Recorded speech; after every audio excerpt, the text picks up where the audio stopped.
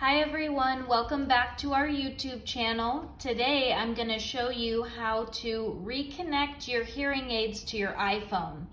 Sometimes our hearing aids and our phones will drop the connection.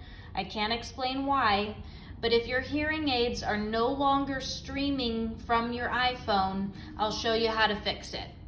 What you're going to do is you're going to go to your settings and scroll down to accessibility. From there, you're going to scroll down to hearing devices, and you'll see your hearing aids pop up there on the screen. Even if it says it's connected, what you're going to do is you're going to click on your hearing aids. You're going to click forget this device. I know it sounds scary, but trust me, it's the right thing to do. You're going to click forget, and you'll see a little searching symbol pop up there on the side. So at this point, what you have to do is turn your hearing aids off and on.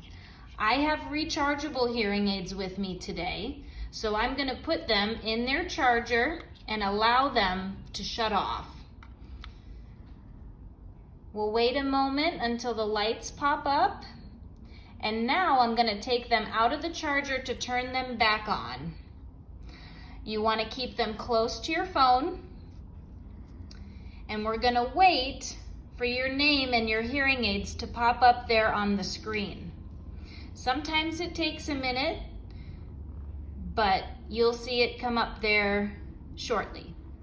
Okay, I see the L for the left, and now I see R plus L. That means they're both discoverable.